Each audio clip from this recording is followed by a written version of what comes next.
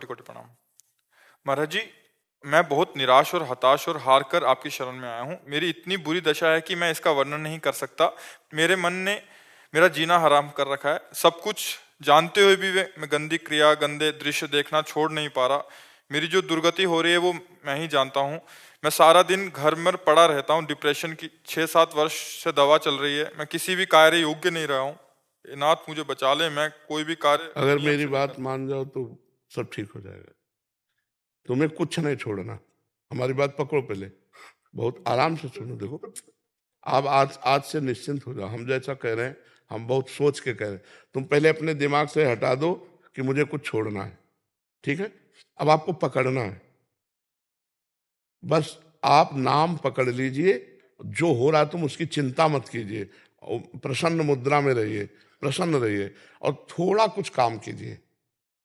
क्या काम करोगे? घर के काम है कुछ? थोड़े बहुत नहीं, घर में कृषक किसानी होती है? नहीं। नहीं होती। क्या होता है घर में? कैसे चलता है? वैसे सब नौकरी करते हैं तो मैं पढ़ाई कर लेता हूँ सब बस। नहीं, कुछ काम करो। वो मतलब कार्यरत रहो। गाय भैंस कुछ है? कुछ काम करो। बस मैं आपका दोस्त बनना चाहता हूँ। है? दोस्त बनना चाहता हूँ मैं आपका। हाँ, पहली बात तो यह कि तुम गलत हो, ये हटाओ दिमाग से। हम जो कह रहे हैं मानो इसे, आज से दिमाग से हटा दो, क्योंकि ये सोच जो है ना, ये आपको गिराती चली जाएगी। आज हम आपको कह रहे हैं, हम आपका हाथ पकड़ रहे हैं, आप निश्चिंत रहो। आप पहली बात ये छोड़ो कि आप गलत हैं, ठीक है?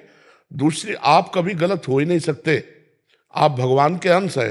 ये अंतःकरण गलत है, ये मन गलत हो गया है, तो इसको दंड भोगने दो। तुम चिंता मत करो। पहली बात तो तुम भगवान के अविनाशी अंश हो, चेतन, अमल, सहज सुख राशि। अमल का मतलब होता है निर्विकार। तुम्हें कभी कोई विकार आ ही नहीं सकता। तुमने क्या किया? अपने आप को भूलकर शरीर और मन को अपना मान लिया। इसी से सारी गलतियां हो रही। पर वो ज्ञान का विषय है, हम तुम्हें बिल्कुल साधारण बता रहे। पहली बात तो तुम सोचो मत कि हम विकारी हैं। जैसा सोचोगे वैसा बन जाओगे। देखो, पहुंच गए ना डिप्रेशन में, और आज से उठना शुरू हो जाएगा। हमारी बात मान लो। पहली बात तो ये कि तुम जैसा हम कहें वैसा करो। दूसरी बात, हमारी सामर्थ्य तुम्हें उठाएगी। हमारी सामर्थ्य जानते हो?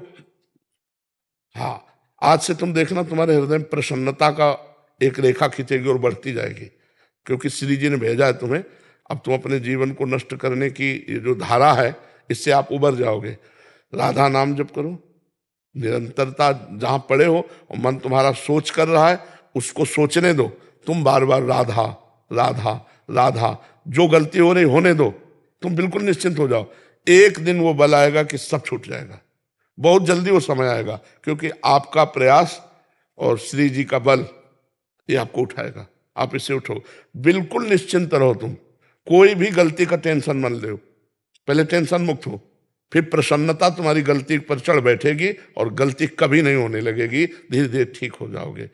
एक गलती पर केवल असर करो, अपने दिमाग में लाओ कि तुम्हें ब्रह्मचर्य नहीं खंडित करना अभी।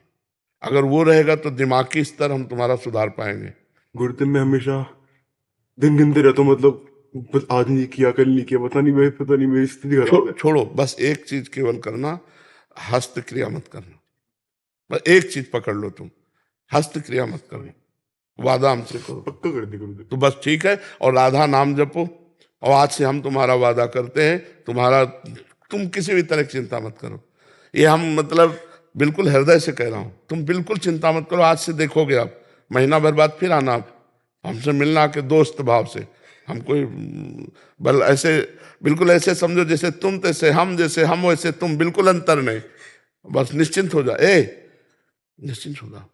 तो पापी को गुरुदेव बहुत दिक्कत, मैं आपके सामने हूँ। नहीं नहीं नहीं, ऐसा नहीं नहीं नहीं, बिल्कुल हम तुम दोस्त हैं, कोई पापी नहीं।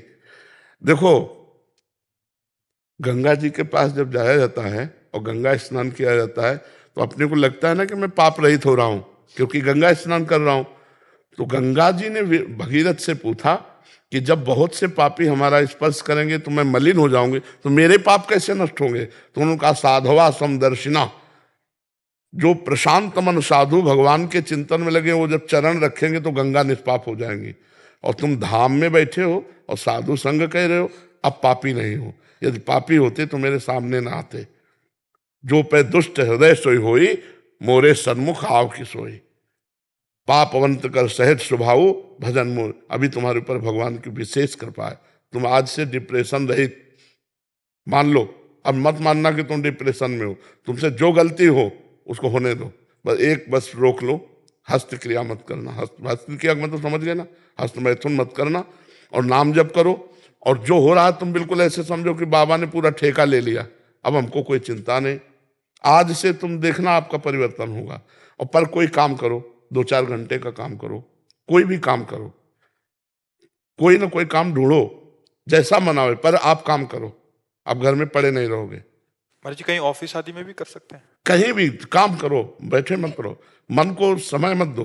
ये बहुत बहुत दुष्ट है या मतलब नए नए बच्चे ऐसे गलत आचरणों में फंसते जाते हैं। इसका कारण होता है बच्चा ब्रह्मचर्यहीनता, गलत आचरण, तो उससे मन पाप में होता जाता है और वही दंड देता है।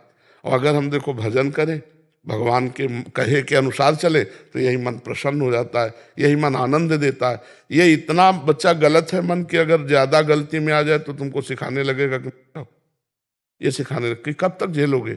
यही मन सिखाता है। इसी दुष्ट मन को ठीक करने के लिए अध्यात्म है, और जब ये ठीक हो जाता है तो बच्चा चाहे जितना कष्ट हो आनंद बना रहता है, एकदम आनंद। हमारी तुम्हारी दोस्ती पक्की, और आज से तुम बिल्कुल आनंदित रहो, ठीक है? अब अगली बार जब आना ना, तो आप बताना कि आपका मन कैसा है, ठीक है? हमारे पास इंजेक्शन है, तुम जाओ, ठीक हो जाएगा। हाँ, समस्त सृष्टि का मन श्री कृष्ण है, और श्री कृष्ण का मन किशोरी जी है, और किशोरी जी की शरण में हम है। चिंता मत कर। राधा राधा रटते रहना, ठीक है? आप प्रश्न इसको एक श्री जी का प्रसादी चुनरी लाओ, इसको दे प्रसादी बरसाने की श्री जी की चुनरी का एक प्रसादी। मस्त रहे यार, हमारी जिंदगी ही जगत के लिए है, मस्त रहे। I love you Gurudev, I love you. अब ये तो हम नहीं बोल सकते। इसको अपने सिराने रख लेना बच्चा ना। सिराने का मतलब समझते हो? सिराने का मतलब होता है जैसे तकिया रखी होती है, ऐसे रखना। ये सिर है ना, तो सिराने ऐसे रख लेना, ठीक है? और हर समय इसको देखना मानो हम ही हैं तुम्हारे पास, आनंदित रहो।